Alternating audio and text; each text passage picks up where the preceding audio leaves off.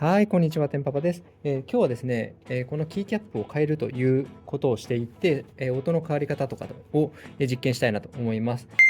で、こちらのキーキャップは、SF プロファイルのもので、ちょっと中古品で購入したものなので、どこで購入したかちょっとわかんないんですけれども、ただ SF プロファイルのものになってます。で、こちらの方も、中古品ではあるんですけれども、ただ、シグニチャープラスティックスというアメリカの会社の、すごく品質のいい、SA プロファイルのキーキャップとなってますので、それを交換することによっての音の違いというのを見ていければなと思います。そしたらですね、まずキーキャップの違いというところで見ていければと思うんですけど、プロファイルは一緒なので、形状というのは例えば一番下の列を見てもこんな感じで、一緒かなと思います。なので、ここの位置は変わらないんですけども、何が違うかというと、この厚さがですね、全然違うというのが見て取れるかなというふうに思います。全然と言っても、そんなに変わらないかもしれないですけれども、ここをですね、実際に、ノギスを使って測ってみるとどうかというと、はい、まずこちらですね。こちらは今、1.1ぐらいなんですが、こちらのシグニチャープラスティックスの方は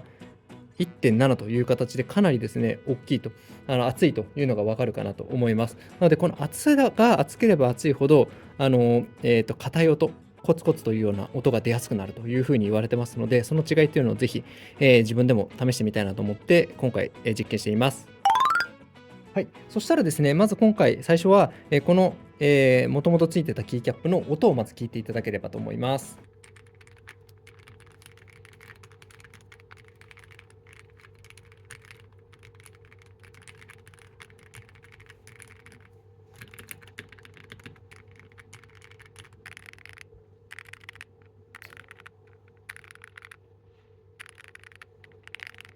はい、いかがだったでしょうか。これも意外に改造して、音が、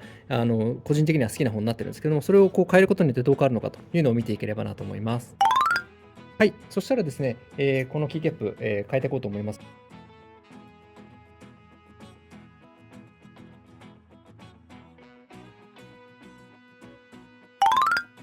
はい、そしたらですね、インストールできたので、ぜひ音聞いていければなと思います。無刻印なので、覚えないといけないんですけれども、ちょっと楽しみな感じで、マッチョなキーキャップにしてみました。じゃあ、音聞き比べていきたいと思います。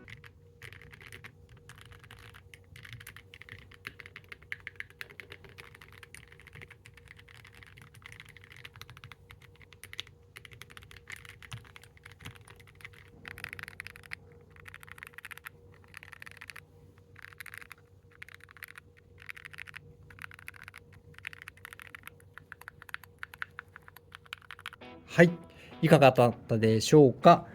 気持ちちょっと変わったかなと思うんですけど、ちょっとマイクで、聞いてもですね、そんなにわからないかもしれないかなというところで、ちょっとだけ本当に、若干の差異というところではありますので、はい、それぐらいの、差異だったというところなんですけども、ちょっと、今日からですね、こちらの方をちょっと1回使ってみて、面白く試してみたいかなとは思っています。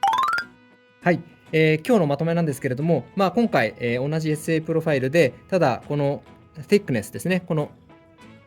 ここの厚さが、違うものを、こっちが1.1ミリで、こっちが1.7なんですけども、変えてみて、なんか音の違いがあるかなというふうなものを聞いてみました。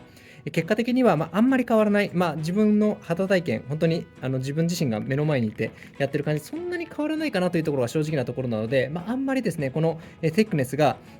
極端に違えばもちろん変わるんかもしれないですけども、もしくはプロファイルが変わればまた変わるんかもしれないですが、少なくとも今回の、あと材質が変わればとかあると思うので、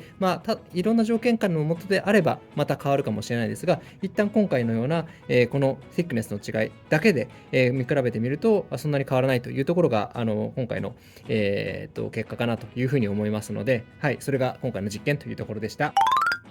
はい。そしたら今日の動画いかがだったでしょうか。もし、今回の動画面白い、いいなと思っていただいたら、ぜひいいねボタンをよろしくお願いします。で、ぜひチャンネル登録していただければと思います。今後もですね、オルソリニアのキーボードというところで、基本的には、絞ってですね、オルソリニア好きとして、オルソリニアに関する、キーボードの情報とかをね、発信していければなと思いますので、ぜひ次の動画も楽しみにしていただければなと思います。ありがとうございました。